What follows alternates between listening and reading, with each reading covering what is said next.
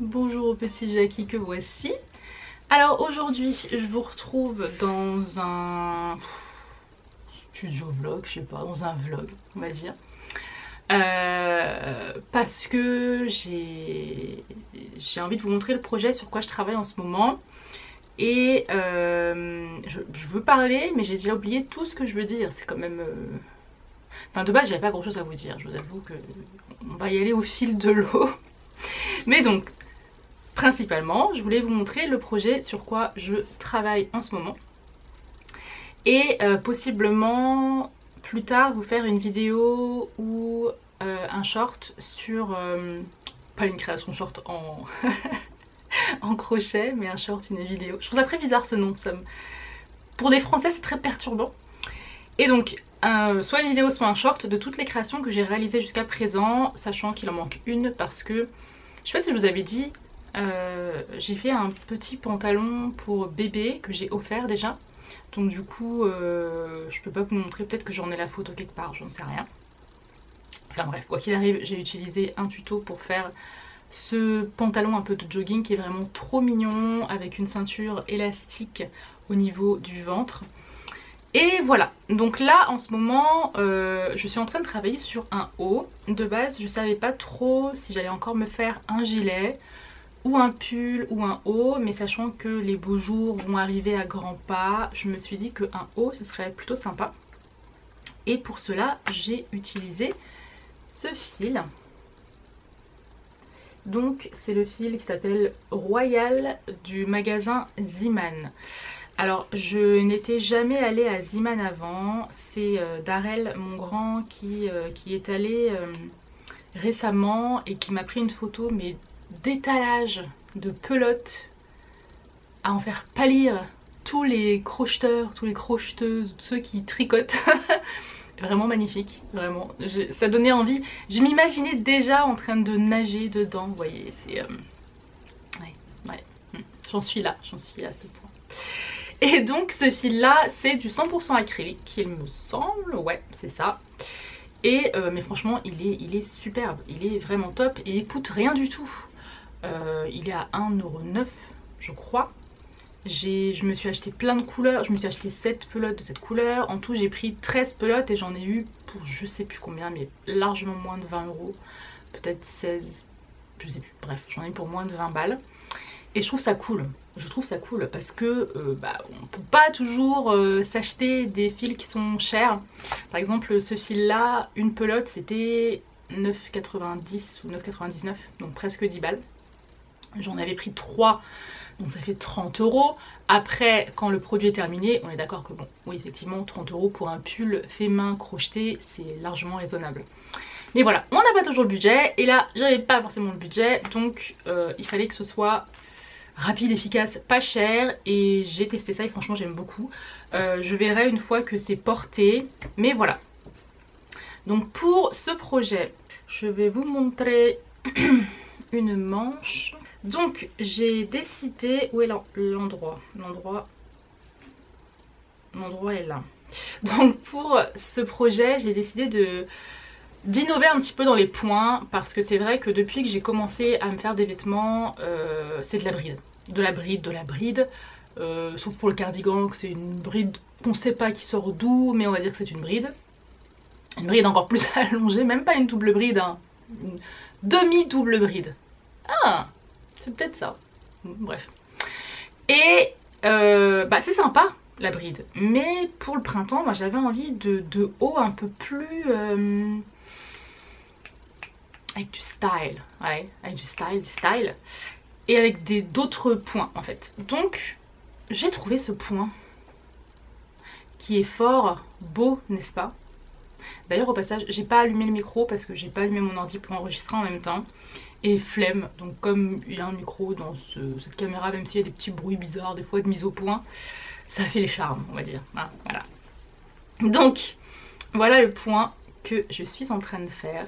C'est le point arcade et c'est trop beau. Alors par contre c'est pas réversible, c'est à dire que c'est que sur un côté où vraiment vous avez la beauté de l'arcade, c'est à dire que là vous avez, vous voyez, comme un relief en fait à ce niveau là, au niveau de l'arcade de bride justement. Donc c'est un point qui est vraiment très simple, hein. C'est des brides et des mailles serrées, donc, et des mailles en l'air. Donc il n'y a vraiment rien de compliqué. Et de l'autre côté, vous voyez, c'est plus plat. Donc c'est sympa aussi, mais c'est moins joli que de ce côté-là du coup. Donc voilà, j'ai décidé de travailler un haut entièrement comme ça, sachant qu'ils avaient cette laine de cette couleur. Ça fait un moment que je veux me faire un pull comme ça. C'est trop beau, j'aime trop. C'est même la couleur de la coque de mon téléphone. Oui, je suis peut-être la seule youtubeuse qui est toujours à l'iPhone 10. Et ouais, non mais vu le prix qu'il a coûté, j'ai envie de vous dire, le téléphone il va durer jusqu'à ce qu'il meure. Clairement, jusqu'à ce qu'il lâche. Et les photos sont toujours bien. Bref, on s'en fout. J'adore cette couleur, je la trouve magnifique. Et voilà. Donc par contre, ça fait un haut très ajouré. Hein, donc bon, si ça vous dérange pas, vous mettez soit une brassière ou un soutien-gorge en dessous. Et voilà, ça peut très bien le faire aussi parce que c'est ajouré de façon parcimonienne. Avec parcimonie, putain, je dis n'importe quoi. Mais voilà, moi personnellement je pense que je mettrais un débardeur en dessous. J'aime bien les hauts ajourés comme ça avec un débardeur, soit un débardeur blanc, soit un noir. Je n'ai plus de blanc donc ce sera noir. J'ai la dose de débardeur noir, mais c'est vrai que je n'ai pas de blanc, enfin je n'ai plus. Et voilà, donc ça, en théorie, c'est la manche. Alors, le point commence comme ça, par une chaînette, ou après, attendez que je monte, par une chaînette, ou après on vient commencer à faire les arcades. Donc ça c'est la manche, mais c'est pas grave, je vais montrer comme ça. Moi je voulais pas que ce soit comme ça. En fait j'avais deux choix, soit que ce soit lisse, droit comme ça en haut, et en bas comme ça, parce que du coup je veux laisser un côté en mode petit lu nantais, vous voyez. Ça fait très gâteau petit lu.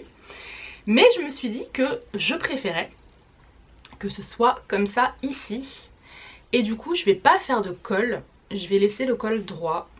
Et je vais vous montrer sur les deux panels de devant et derrière parce que j'ai terminé. Et j'ai accroché ici. Ah ça te plaît pas ça? Ah non ça te plaît pas. Ouais je sais. Alors attendez que je vous montre, ce sera plus simple. Donc là c'est l'envers hein, parce que je viens de les accrocher. J'ai accroché 3 arcades de chaque côté. Hop, il va pas aimer.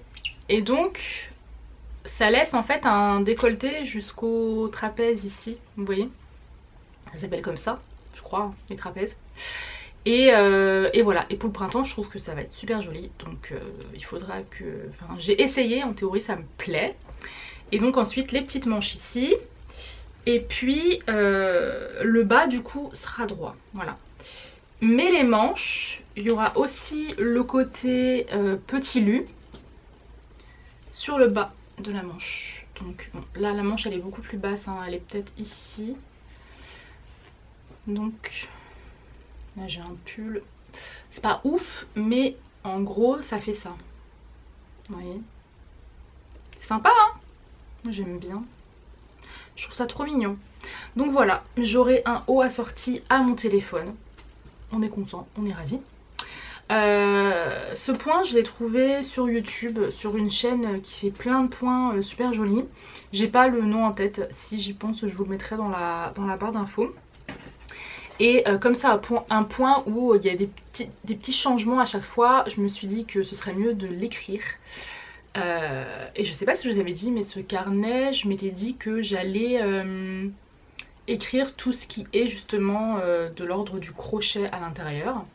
Donc voilà, j'avais pas encore commencé. C'est un carnet raccoon.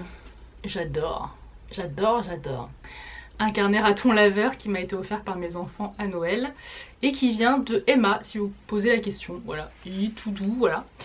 Et du coup, j'ai écrit directement là le crochet du point arcade avec les points ici et là. Et puis comme ça, je me suis dit qu'en plus, si jamais je voulais revenir plus simplement pour un haut sans pour autant rechercher la vidéo ou rechercher le point arcade, cette solution est quand même pas mal. Voilà. Donc, Et bien voilà, il me reste pas grand chose. Là je suis sur ma deuxième manche. Mais je trouve ça vraiment trop beau quoi. Je trouve ça vraiment trop beau. Et il y a plein de points comme le point ananas ou d'autres que j'ai vus et qui vraiment sont très sympathiques. Désolée, je t'ai fait peur. Je vais dire désolée Charlie, mais tu t'appelles pas Charlie, hein. Tu t'appelles Jackie. Et puis voilà, et puis tout ça derrière, c'est un bazar monstrueux. Mais vraiment, t'aimes pas ça hein. Vas-y, va de l'autre côté. Qu'est-ce que tu fais? Tu fais des bisous. Et donc oui, là c'est un bazar monstrueux. J'ai récupéré mon trolley là d'atelier il y a pas longtemps. Oh, il y a mes anciennes créations à l'intérieur de miniatures. Alors attendez, où j'en suis? Que je me perds pas. Je me suis retrouvée. Donc ouais, c'est un bazar monstrueux derrière moi. Ça fait un moment que j'ai envie de ranger, mais je range pas. Et en fait, là c'est pareil, il y a des affaires, c'est n'importe quoi. Mais en fait j'attends de savoir ce que je fais de cet espace. Et comme je suis vraiment dans le crochet et que les pelotes commencent à s'accumuler un petit peu partout, n'importe où. Où tu vas? Tout ça pour aller sur le bureau et faire des siennes, c'est ça? Vas-y. Ça s'accumule vraiment n'importe où et dans l'idée ce serait bien... Ah non d'accord, il n'est pas sur mon genou parce qu'il sait que là il sera pas dérangé. L'idée ce serait de prendre des boîtes en fait hermétiques de manière à ce que ça prenne pas la poussière et les ranger là-dedans pour ranger mes pelotes quoi, parce qu'en fait ça prend rapidement de la place, on se rend pas compte mais et puis en plus on achète des pelotes, on fait un projet et en général moi je prends toujours en plus parce que comme ça m'évite de retourner, sauf si je sais que je vais retourner parce que je vais m'acheter d'autres pelotes, ça c'est l'excuse. Mais du coup il en reste toujours en fait, il m'en reste toujours une ou deux. Par exemple, vous voyez, pour le gilet, le cardigan de la Saint-Valentin avec les cœurs que j'ai fait, il me reste une pelote de Creative Soft Wool Aran. L'idée ce serait ça, mais en fait je pense que pour me lancer dans le rangement de tout ce bazar, j'ai besoin d'avoir vraiment une idée de ce que je vais faire. Et j'avais récupéré plein de cartons parce qu'en fait je voulais me remettre, parce que j'avais fait ça il y a longtemps, dans les meubles en carton et je l'ai jamais fait. Enfin j'ai commencé et ça m'a saoulée en fait parce que c'était chiant, Donc les cartons qui me restent là, derrière moi, c'est le bordel pas possible donc je vais pas vous montrer maintenant. Je pense que je vais en faire des boîtes à rangement parce que j'ai bien besoin de boîtes à rangement pour sous ma table du salon et sous le meuble télé. Ce serait pas mal pour ranger tout le petit bazar. Et puis voilà. Et ensuite le reste des cartons je vais m'en débarrasser ou je vais le mettre dans le box. Et je sais pas si vous avez vu aussi, j'ai fait un gilet pour Tyrone. Alors de base il voulait un pull, mais voilà, le beau temps commence à se réchauffer un peu. Il fait pas non plus très chaud hein, mais il utilisera plus un gilet en cette période plutôt qu'un pull. Donc voilà, je lui ai fait un gilet, vous pouvez voir dans mes shorts.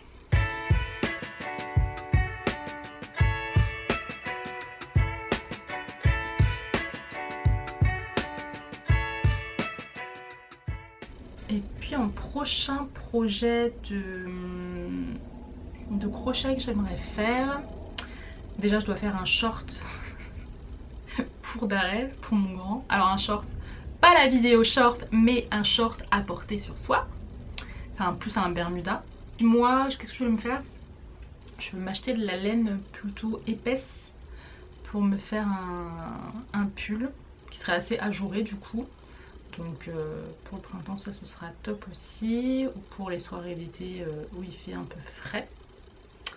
Et puis je voulais tester le Granny Square aussi. J'ai toujours pas testé le Granny Square. Qu'est-ce que j'ai fait là? J'ai fait n'importe quoi. Je suis en train de vous parler et je fais des brides au lieu de faire des mailles serrées. Et ouais, j'aimerais bien tester le Granny Square, potentiellement avec de la grosse laine aussi pour que ce soit rapide en fait. Pour que ça me fasse des gros carrés tout de suite. Et que je puisse faire un gilet mais très long. Genre jusqu'en bas des genoux. Un truc comme ça. Ça me plairait bien. Et puis ouais, Voilà, j'ai ces deux choses et puis je pense potentiellement me faire d'autres hauts qui seraient avec des points particuliers comme ça. Et d'ailleurs j'ai appris récemment, enfin moi j'ai vraiment appris parce que je m'étais jamais posé la question que en fait tout ce qui est fait en crochet est forcément fait main. Je vous sors ça d'une source, d'une crocheteuse. C'est quoi son nom? Je viens de la découvrir sur TikTok, elle fait des trucs super sympas. Une petite jeune, elle travaille dans la mode et tout. Je parle comme les vieux, vous voyez, une petite jeune. et du coup elle expliquait que le crochet en fait c'est forcément à la main parce que les points c'est que des nœuds assez compliqués en fait qui ne peuvent se faire qu'à la main, qui ne peuvent pas s'imiter à la machine, contrairement au tricot. Et elle disait mais regardez dans votre t-shirt par exemple, vous verrez que c'est à chaque fois le point jersey du tricot. Et je n'ai jamais fait attention à ça. Alors peut-être qu'un jour j'ai fait attention, mais j'ai pas fait le rapprochement avec le point jersey du tricot. Sachant que je fais pas de tricot, j'en ai fait quand j'étais petite, mais j'en ai jamais refait. Et du coup je me suis dit ah ouais mais c'est un truc de fou ça. Et en fait la machine elle peut imiter ça, donc elle fait tous les hauts et tout ce qui est possible de faire avec ce point en général. Alors que le crochet non. Et que justement si on trouvait des crochets dans la fast fashion ou dans les magasins qui étaient faits en crochet, des hauts en crochet, des crochets, des hauts en crochet dans la fast fashion en magasin, c'était forcément des crochets qui étaient faits à la main et qui étaient vendus des fois 3 fois rien, voire 15-20 euros. Et c'est très vrai parce que moi j'ai un haut en crochet jaune que vous avez dû voir 1 million de fois, que j'ai encore parce que je l'aime trop en fait, j'ai toujours aimé le crochet, que j'avais acheté à Bershka pour franchement pas plus de 20 euros il me semble. Donc voilà, c'est un peu peinant d'entendre ça, mais ça fait sens. Donc, mais c'est super intéressant de savoir ça je trouve.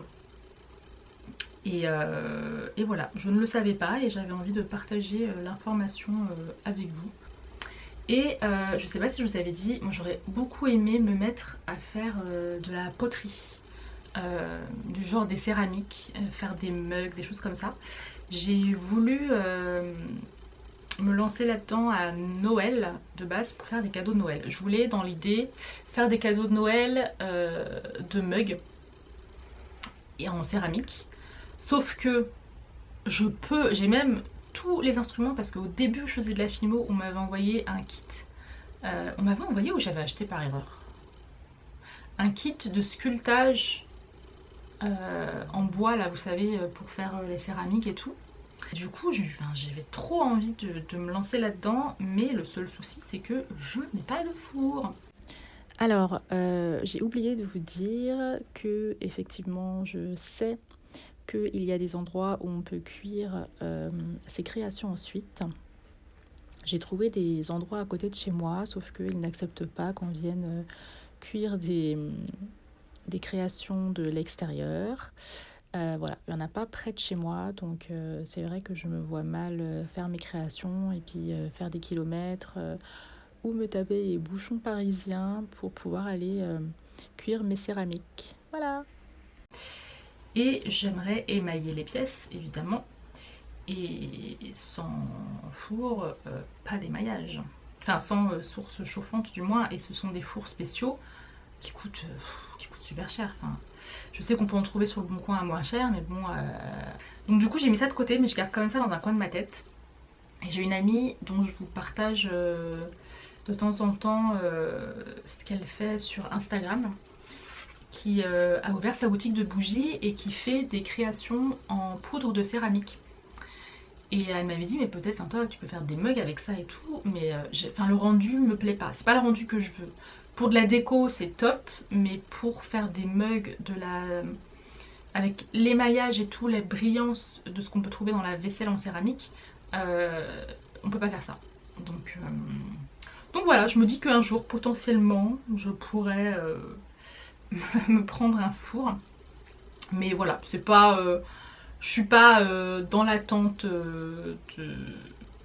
de ça quoi. Si ça doit se présenter, ça se présentera et puis voilà.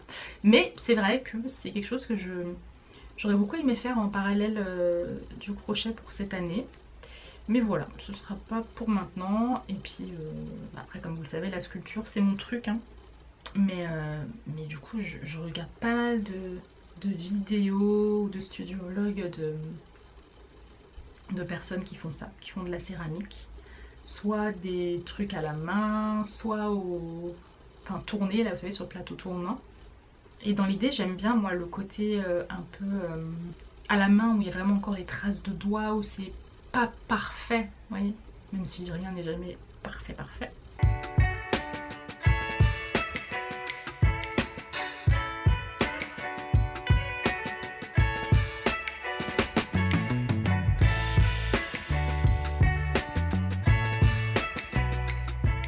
Ah, il y a un truc que je veux tester aussi, c'est vous savez la machine ronde pour faire des créations tricotées. Vous savez, il y a une manette comme ça là, je sais plus comment ça s'appelle. Et parce qu'en fait le tricot, je voulais reprendre à un moment donné. Finalement, enfin je fais que l'entendre que c'est long, que c'est long. Et j'ai pas envie. Donc je me suis dit que j'allais me prendre cette machine. Et pour tester, pour me faire des hauts, parce que j'ai vu qu'on pouvait faire des panels, devant, derrière, des manches et tout. J'ai vu plein de vidéos, j'ai un tuto que j'ai mis à regarder plus tard, donc qu'il faut que je regarde, où elle a fait un gilet avec cette technique, mais c'est juste trop beau, pour faire des pulls en mode plus rapide, quoi. Parce que j'ai vu qu'en une journée, il y a des personnes qui font un pull, donc ça c'est top. Et voilà, j'ai envie de tester cette petite machine. J'avais vu il y a quelques mois, mais bon alors là c'est beaucoup plus cher. C'est une machine aussi à tricoter qui est en longue, et vous passez un truc comme ça là. Ça fait un bruit monstrueux. J'avais vu ça sur la chaîne de Jenna Phipps. Et j'ai trouvé ça génial. Mais déjà il faut avoir l'espace. Et de deux, le prix de la machine, je saurais même pas vous dire, ça me fait bégayer. C'est pas énorme, hein, c'est beaucoup moins cher qu'un four en céramique. Mais c'est super sympa, franchement, elle a fait des belles pièces et tout. Mais voilà, je trouve que le truc là qui se tourne, et on peut faire plein de choses. Donc même des pantalons, enfin voilà, c'est top. Et j'aimerais bien faire des bas aussi. Ça, ce serait l'idée de faire des bas, parce que là je fais que des hauts. Mais je pense pas à faire des bas. Potentiellement des accessoires, mais pour le moment je suis pas du tout dans les accessoires, je suis plus dans l'habillement, la garde-robe. Tiens, monte sur le bureau. Voilà. Va faire tes affaires là-bas. Non, non, non, non. Il est parti manger le cahier direct, quoi. Non mais Jackie, c'est pas croyable. Tout ce qui est feuilles, carton, il bouffe. Il aime trop tout goûter là, faut que tout passe sous son bec. Tiens, regarde. Un élastique. Mais n'aie pas peur, c'est pour toi. Tu vas aller mettre les mains. Tes pattes dans la pelote, tu vas encore rester bloqué. Bah tu vois, tu veux venir. Viens, saute.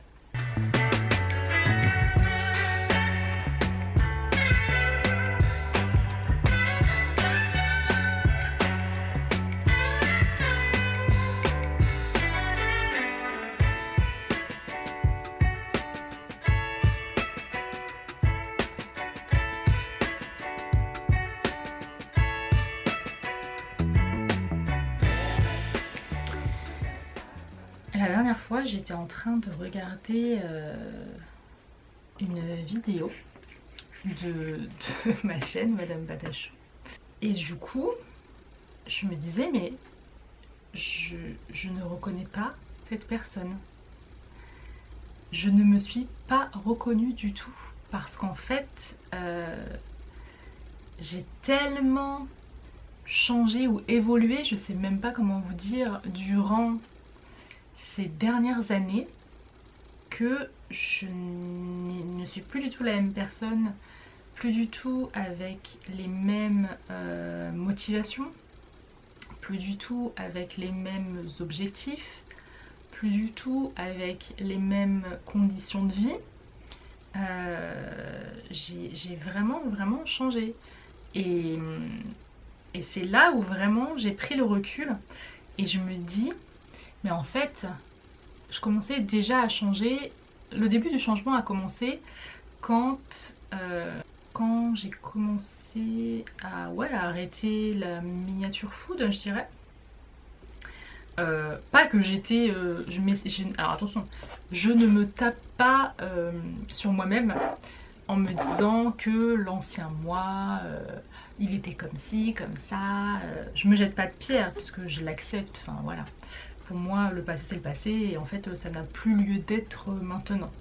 C'est plus dans le sens où j'ai évolué et voilà, le changement a commencé peut-être, ouais, quand j'ai décidé vraiment, je commence à avoir faim, quand j'ai décidé vraiment d'arrêter les miniatures et que je me suis cherchée en fait. Je me suis cherchée pendant tellement de temps, mais vous n'avez pas idée à quel point je me suis cherchée, sauf que je ne me cherchais pas au bon endroit.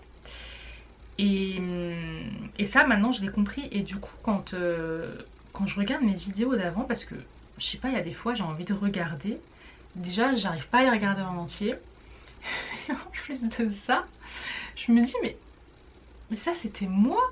Mais c'est fou parce que du coup faire des vidéos comme ça permet vraiment de prendre du recul et de voir notre évolution. Et ça c'est super intéressant. Et en fait c'est exactement la même chose que comme cette époque où je faisais des vidéos et je me disais mais attends, moi je suis plus du tout la même personne que j'étais quand j'étais ado. Bah ouais, effectivement, je pense plus du tout pareil, j'ai plus du tout... Mais là c'est vraiment encore différent quoi, parce qu'en fait c'est vraiment aller crescendo, c'est vraiment aller dans un élan où je me suis vraiment dit voilà, là c'est... Là il faut que j'y aille, il faut que... Vous savez, vous avez des moments comme ça dans votre vie, ou pas, je ne sais pas, mais je pense que pour la plupart des gens ça doit être comme ça. On ressent une urge intérieure, quelque chose qui fait que ça nous dit ça c'est plus pour toi. Stop, arrête, parce que sinon tu vas faire un burn-out. Et moi le burn-out... il est quelle heure? 13h06. Et moi le burn-out, clairement, je l'ai fait. J'ai fait un burn-out de YouTube. J'ai fait un burn-out de tout. De tout ce qu'il y avait autour de moi, c'était un burn-out. La vie, comme elle était autour de moi, ne me plaisait plus. J'étais pas du tout dans cet élan en fait. J'en étais sortie. En fait, c'est comme si... de temps en temps, on avait besoin d'aller vraiment au fond du trou, au fond du puits pour pouvoir remonter. Alors le fond du trou n'est pas la même chose pour tout le monde, mais voilà, chacun effectivement fait comme il peut, hein, tout simplement. Et donc maintenant, tout ça pour dire que je ne suis plus du tout la même personne que j'étais avant. Je suis plus du tout dans cette vague YouTube où je me dis il faut que je fasse tant de vidéos, il faut que je fasse tant de vues, il faut que je fasse ci, je fasse ça, vous voyez. En fait j'ai déjà toujours été un peu je m'en foutisse par rapport à ça, dans le sens où j'ai accordé de l'importance, mais peut-être pas nécessairement comme beaucoup, parce que j'ai jamais été... j'ai jamais gagné beaucoup d'argent avec YouTube, vous voyez. Donc du coup ça c'est bien, c'est un fait qui est bien, parce que du coup ça fait que quand t'as pas connu le truc, par exemple des grands youtubeurs où ils gagnent, je sais pas moi, des 10 000 € par mois, et que du coup voilà, t'as pas connu ça, du coup t'arrives plus facilement à lâcher prise après en te disant bah, de toute façon voilà, je connais pas et je m'en fiche, vous voyez. Et du coup maintenant j'ai un détachement par rapport à l'argent et par rapport à tellement de choses. Mais c'est tellement bien, c'est tellement bien. J'ai eu des... Alors, attendez que je regarde. Faut que je regarde, il me reste combien d'arcades à faire. Yeah. Et après j'ai fini ma manche. En fait c'est ça que je voulais vous dire, c'est le lâcher prise qui fait tout.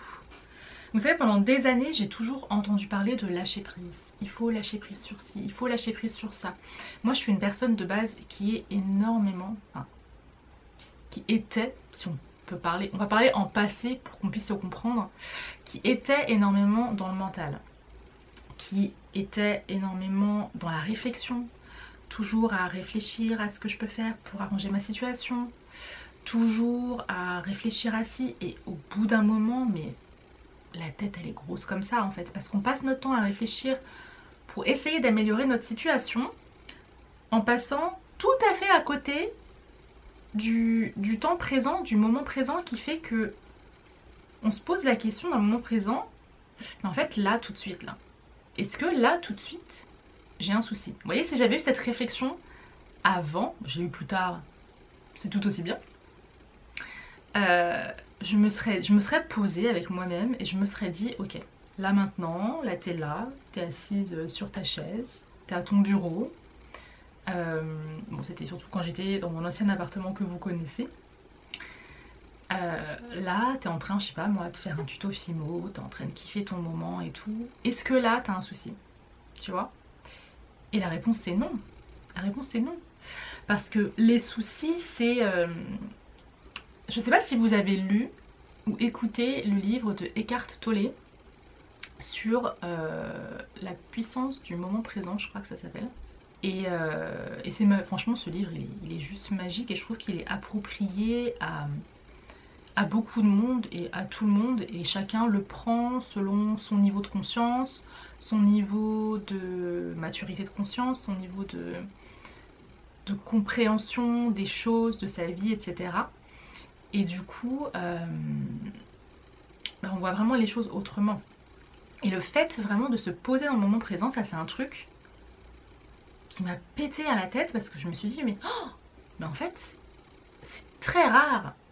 C'était très rare les moments où j'étais dans le moment présent. J'étais toujours dans le futur. Dans le futur ou dans le passé, en comparaison à ce que j'ai déjà fait, ce que j'ai pas fait, ce que je peux faire de mieux pour plus tard. Vous voyez, donc du coup, on prend toujours cette ligne de temps très droite où on a le passé, présent, futur. Mais le présent, en fait, il est pas là, il est dans un trou. C'est comme si on avait une ligne continue de passé, futur, mais le présent n'est jamais là. Alors qu'en fait, même ce qu'on appelle le passé, ce sont des moments présents qui sont maintenant, on peut dire passés parce que ils sont plus maintenant dans le moment présent, mais c'était des moments présents aussi. Et pourtant, j'aimais la personne que j'étais avant, mais j'aimais la personne que j'étais avant selon une image. Je me voyais comme une image, je me voyais comme comme vous me voyez là, vous voyez une image, vous voyez ce que je veux dire? Maintenant, je me vois plus du tout comme ça. Je vais pas rentrer dans les détails parce que je vais perdre des gens. Mais en gros, c'est ça. Je ne suis pas une image. Vous voyez ce que je veux dire? Et c'est pour ça que de temps en temps, j'aime bien regarder mes anciennes vidéos parce que je me dis, mais c'est fou. C'est fou. Et je sais que je suis pas la seule à penser ça, hein, évidemment. Surtout quand on fait des vidéos sur YouTube et qu'on se regarde il y a quelques années auparavant, on se dit waouh. Alors soit on se dénigre totalement en se disant ah là là, mais franchement je faisais pitié, etc. Ou soit on va se dire ouais bon voilà, c'était la personne que je fus, que j'accepte totalement. Et maintenant je suis plus du tout la même personne. Et ça, c'est quelque chose qui est assez compliqué à comprendre pour les gens. C'est vrai parce que si vous regardez bien, on va toujours vous coller l'image. Une personne va toujours vous coller l'image qu'elle a de vous d'il y a même quelques années. Ça peut même être une image de quand vous étiez enfant. Ça peut être n'importe quoi. Et du coup, ça peut être perturbant pour certaines personnes parce que certaines personnes vont s'agacer en se disant mais moi je suis plus du tout comme ça, qu'est-ce que tu me racontes? Pourquoi tu viens dire que je suis comme ci, comme ça, alors que c'est pas le cas? Et effectivement, c'est pas le cas puisqu'on n'est jamais pareil. Je regardais une vidéo, j'ai eu la sensation de regarder une personne qui n'était pas moi dans ma télé. Je me voyais parler, etc. Je sais que j'ai toujours les mêmes manières, la même image pour vous, je suis toujours la même personne. Mais moi, quand je me voyais, je n'étais pas du tout la même personne. J'avais l'impression de regarder un vlog de n'importe qui en fait. Je sais pas, moi là, j'ai un vlog déménagement de Sandrea. J'ai l'impression de regarder quelqu'un d'autre. Pas Sandrea spécifiquement, mais pas moi. Parce qu'en fait, je ne m'identifie plus du tout à une image en fait. Et donc voilà, sur ces bonnes paroles, je vais vous laisser parce que je pense que j'ai beaucoup discuté et que cette vidéo va durer une éternité. Je vais terminer mon haut et on se retrouve pour la révélation du haut terminé que je vous montrerai certainement soit dans une autre vidéo ou soit dans un short. En plus je veux pas trop bouger parce que j'ai mon petit Jackie là qui fait dodo. Vous avez vu les oiseaux comment ils dorment, pour ceux qui connaissent pas? Ils ont la tête dans les plumes. Donc des fois ils font la sieste juste comme ça, la tête un peu penchée comme ça. Ça c'est plus alerte, mais ça c'est le dodo ça. Ça c'est par la sieste, c'est le dodo. Voilà mon petit Jackie, il est en train de faire dodo. Donc je vais pas l'embêter à bouger dans tous les sens. Et donc je vais vous laisser. Je vous remercie d'avoir pris ce petit moment avec moi de discussion. Je trouvais ça sympa de discuter un peu. Et je vous laisse et je vous dis à la prochaine dans une nouvelle vidéo.